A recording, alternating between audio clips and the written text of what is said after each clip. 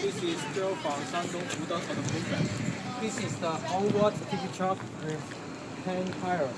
Yes, this is the 380 horsepower. Yes, with the light protection on the front and the warning light on the top. Yes, let's go to the driver.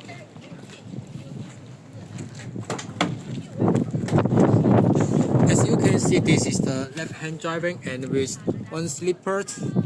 That's the manual engine, manual gearbox. And let's go down. This is the WEICHAI engine. Yes, with the triangle tires.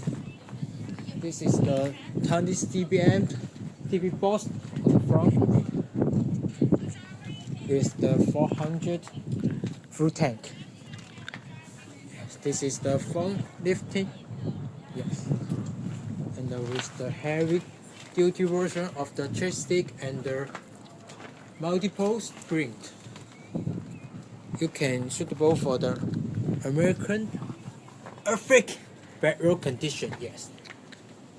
And this is the square TV box with 20 cubic meters, and we can also customize 25 cubic meters as your demand. This is the square shape, and we can also make the U shape. This is the bumper on the rear. Okay, that's all about the HOWO TV truck. See you next time. Bye.